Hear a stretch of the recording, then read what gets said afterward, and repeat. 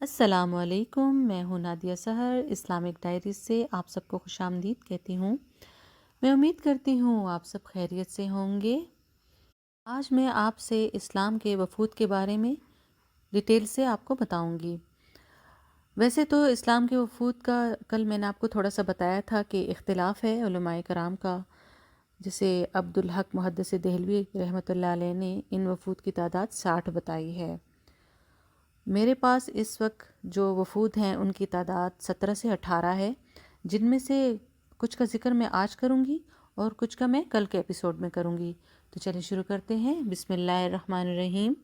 استقبال وفود۔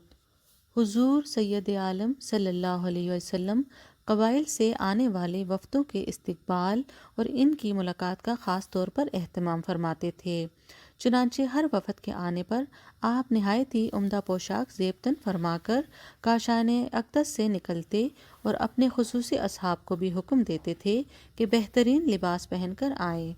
پھر ان مہمانوں کو اچھے سے اچھے مکانوں میں ٹھہراتے اور ان لوگوں کی مہمان نوازی اور خاطر مدارت کا خاص خیال فرماتے تھے، اور ان مہمانوں سے ملاقات کے لیے مسجد نبوی میں ایک ستون سے ٹیک لگا کر نشست فرماتے۔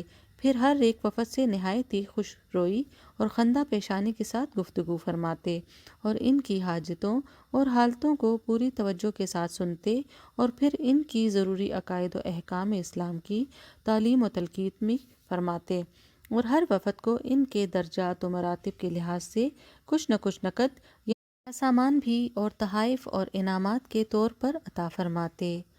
وفد ثقیف۔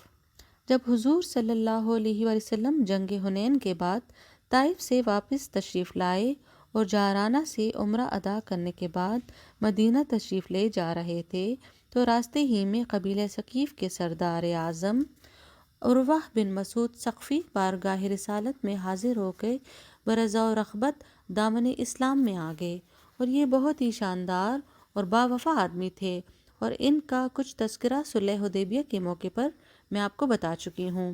انہوں نے مسلمان ہونے کے بعد عرض کیا کہ یا رسول اللہ صلی اللہ علیہ وآلہ وسلم، آپ مجھے اجازت عنایت فرمائیں کہ میں اب اپنی قوم میں جا کر اسلام کی تبلیغ کروں۔ آپ نے اجازت دے دی، اور یہ وہیں سے لوٹ کر اپنے قبیلہ میں گئے اور اپنے مکان کی چھت پر چڑھ کر اپنے مسلمان ہونے کا اعلان کیا اور اپنے قبیلے والوں کو اسلام کی دعوت دی۔ اس اعلانیہ دعوت اسلام کو سن کر قبیلہ ثقیف کے لوگ غیظ و غضب میں بھر کر اس قدر طیش میں آ گئے کہ چاروں طرف سے ان پر تیروں کی بارش کرنے لگے، یہاں تک کہ ان کو ایک تیر لگا اور یہ شہید ہو گئے۔ قبیلہ ثقیف کے لوگوں نے ان کو تو قتل کر دیا، لیکن پھر یہ سوچا کہ تمام قبائل عرب اسلام قبول کر چکے ہیں، اب ہم بھلا اسلام کے خلاف کب تک اور کتنے لوگوں سے لڑتے رہیں گے۔ پھر مسلمانوں کے انتقام اور ایک لمبی جنگ کے انجام کو سوچ کر دن میں تارے نظر آنے لگے، اس لیے ان لوگوں نے اپنے ایک معزز رئیس عبد یا لیل بن عمرو کو چند ممتاز سرداروں کے ساتھ مدینہ منورہ بھیجا۔ اس وفد نے مدینہ پہنچ کر بارگاہ اقدس میں عرض کیا کہ ہم اس شرط پر اسلام قبول کرتے ہیں کہ 3 سال تک ہمارے بت لات کو توڑا نہ جائے۔ آپ نے اس شرط کو قبول فرمانے سے صاف انکار فرما دیا اور ارشاد فرمایا کہ اسلام کسی حال میں بھی بت پرستی کو ایک لمحہ کے لیے بھی برداشت نہیں کر سکتا، لہٰذا بت تو ضرور توڑا جائے گا۔ یہ اور بات ہے کہ تم لوگ اس کو اپنے ہاتھ سے نہ توڑو، بلکہ میں حضرت ابو سفیان اور حضرت مغیرہ بن شعبہ رضی اللہ تعالیٰ عنہ کو بھیج دوں گا، وہ اس بت کو توڑ ڈالیں گے۔ چنانچہ یہ لوگ مسلمان ہو گئے اور حضرت عثمان بن عاص رضی اللہ تعالیٰ عنہ کو، جو اس قوم کے ایک معزز اور ممتاز فرد تھے، اس قبیلے کا امیر مقرر فرما دیا، اور ان لوگوں کے ساتھ حضرت ابو سفیان حضرت مغیرہ بن شعبہ رضی اللہ تعالیٰ عنہ کو طائف بھیجا، اور ان دونوں حضرات نے ان کے بت لات کو توڑ پھوڑ کر ریزہ ریزہ کر ڈالا۔ وفد کندہ۔ یہ لوگ یمن کے اطراف میں رہتے تھے۔ قبیلے کے 60 یا 80 سوار بڑے ٹھاٹ باٹ کے ساتھ مدینہ آئے، خوب بالوں میں کنگھی کیے ہوئے، ریشمی گونٹ کے جبے پہنے ہوئے، ہتھیاروں سے سجے ہوئے مدینہ کی آبادی میں داخل ہوئے۔ جب یہ لوگ دربار رسالت میں باریاب ہوئے تو آپ نے ان لوگوں سے دریافت فرمایا کہ کیا تم لوگوں نے اسلام قبول کر لیا ہے؟ سب نے عرض کیا کہ جی ہاں۔ آپ نے فرمایا کہ پھر تم لوگوں نے یہ ریشمی لباس کیوں پہن رکھا ہے؟ یہ سنتے ہی ان لوگوں نے اپنی جبوں کو بدن سے اتار دیا اور ریشمی گونٹوں کو پھاڑ پھاڑ کر جبوں سے الگ کر دیا۔ وفد بنی اشر، یہ لوگ یمن کے باشندے اور قبیلہ اشر کے معزز اور نامور حضرات تھے۔ جب یہ لوگ مدینہ میں داخل ہونے لگے تو جوش محبت اور فرط عقیدت سے رزق کا یہ شعر آواز ملا کر پڑھتے ہوئے شہر میں داخل ہوئے: کل ہم لوگ اپنے محبوبوں سے یعنی حضرت محمد صلی اللہ علیہ وسلم اور آپ کے صحابہ سے ملاقات کریں گے۔ حضرت ابو ہریرہ رضی اللہ تعالیٰ عنہ کا بیان ہے کہ میں نے رسول خدا صلی اللہ علیہ وسلم کو یہ ارشاد فرماتے ہوئے سنا کہ یمن والے آ گئے، یہ لوگ بہت ہی نرم دل ہیں، ایمان تو یمنیوں کا ایمان ہے اور حکمت بھی یمنیوں میں ہے، بکری پالنے والوں میں سکون وقار ہے اور اونٹ پالنے والوں میں فخر اور گھمنڈ ہے۔ چنانچہ اس ارشاد نبوی کی برکت سے اہل یمن علم و صفائی قلب اور حکمت و معرفت الہی کی دولتوں سے ہمیشہ مالا مال رہے۔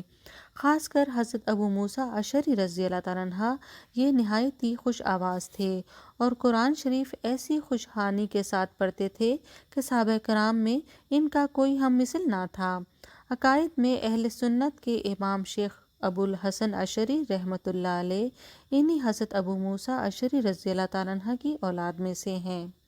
وفد بنی اسد، اس قبیلے کے چند اشخاص بارگاہ اقدس میں حاضر ہوئے اور نہایت ہی خوش دلی کے ساتھ مسلمان ہوئے، لیکن پھر احسان جتانے کے طور پر کہنے لگے کہ یا رسول اللہ صلی اللہ علیہ وآلہ وسلم، اتنے سخت قحط کے زمانے میں ہم لوگ بہت ہی دور دراز مسافت طے کر کے یہاں آئے ہیں، راستے میں ہم لوگوں کو کہیں شکم سیر ہو کر کھانا بھی نصیب نہیں ہوا، اور بغیر اس کے کہ آپ کا لشکر ہم پر آور ہو اس سے پہلے ہم نے اسلام قبول کر لیا ہے۔ ان لوگوں کے اس احسان جتانے پر خداوند قدوس نے یہ آیت نازل فرمائی کہ اے محبوب، یہ تم پر احسان جتاتے ہیں کہ ہم مسلمان ہوئے، آپ فرما دیجئے کہ اپنے اسلام کا احسان مجھ پر نہ رکھو، بلکہ اللہ تم پر احسان رکھتا ہے کہ اس نے تمہیں اسلام کی ہدایت کی اگر تم سچے ہو۔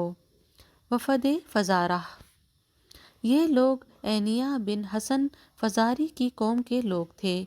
اس آدمی دربار اقدس میں حاضر ہوئے اور اپنے اسلام کا اعلان کیا اور بتایا کہ یا رسول اللہ صلی اللہ علیہ وآلہ وسلم، ہمارے دیار میں اتنا سخت قحط اور کال پڑ گیا ہے کہ اب فقر و فاقہ کی مصیبت ہمارے لیے ناقابل برداشت ہو چکی ہے، لہٰذا اب بارش کے لیے دعا فرمائیے۔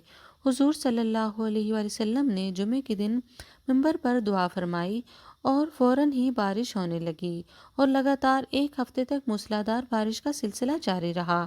پھر دوسرے جمعے کو جبکہ آپ منبر پر خطبہ پڑھ رہے تھے، ایک اعرابی نے عرض کیا کہ یا رسول اللہ صلی اللہ علیہ وسلم، چوپائے ہلاک ہونے لگے اور بال بچے بھوک سے بلکنے لگے اور تمام راستے منقطع ہو گئے، لہٰذا دعا فرما دیجئے کہ یہ بارش پہاڑوں پر برسے اور کھیتوں بستیوں پر نہ برسے۔ چنانچہ آپ نے دعا فرما دی تو بادل شہر مدینہ اور اس کے اطراف سے کٹ گیا اور 8 دن کے بعد مدینہ میں سورج نظر آیا۔ وفد بنی مرہ، اس وفد میں بنی مرہ کے 13 آدمی مدینہ آئے تھے۔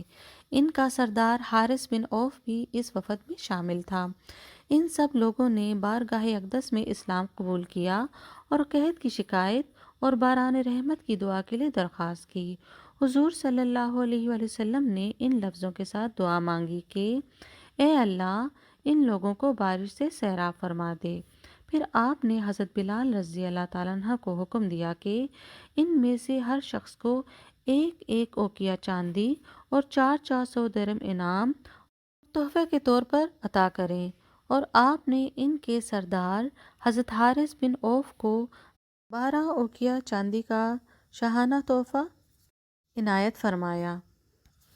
جب یہ لوگ مدینہ سے اپنے وطن پہنچے تو پتہ چلا کہ ٹھیک اسی وقت ان کے شہروں میں بارش ہوئی تھی، جس وقت سرکار دو عالم صلی اللہ علیہ وسلم نے ان لوگوں کی درخواست پر مدینہ میں بارش کے لیے دعا مانگی تھی۔ وفد بنی البکاہ، اس وفد کے ساتھ حضرت معاویہ بن سور بن عباد رضی اللہ تعالیٰ عنہ بھی آئے تھے، جو 100 برس کی عمر کے بوڑھے تھے۔ ان سب حضرات نے بارگاہ اقدس میں حاضر ہو کر اپنے اسلام کا اعلان کیا۔ پھر حضرت معاویہ بن سور بن عبادہ رضی اللہ تعالیٰ عنہ نے اپنے فرزند حضرت بشیر رضی اللہ تعالیٰ عنہ کو پیش کیا اور یہ گزارش کی کہ یا رسول اللہ صلی اللہ علیہ وسلم، آپ میرے اس بچے کے سر پر اپنا دست مبارک پھیرا دیں۔ پھر ان کی درخواست پر حضور صلی اللہ علیہ وسلم نے ان کے فرزند کے سر پر اپنا مقدس ہاتھ پھیر دیا اور ان کی چند بکریاں بھی عنایت فرمائیں اور وفد والوں کے لیے خیر و برکت کی دعا فرما دی۔ اس دعائے نبوی کا یہ اثر ہوا کہ ان لوگوں کے دیار میں جب بھی قحط اور فقر و فاقہ کی بلا آئی تو اس قوم کے گھر ہمیشہ قحط اور بھوک سے محفوظ رہے۔ آج میں نے آپ سے چند وفود کا ذکر کیا ہے، انشاءاللہ جو آدھے رہ گئے ان کا ذکر میں آپ سے کل کے ایپیسوڈ میں کروں گی۔ تو میرے آج کی ویڈیو کو لائک کریں، شیئر کریں، میرے چینل کو سبسکرائب کریں۔ اپنا بہت زیادہ خیال رکھیے گا، دعاؤں میں یاد رکھیے گا۔ آپ سب کا بہت شکریہ۔ اللہ حافظ۔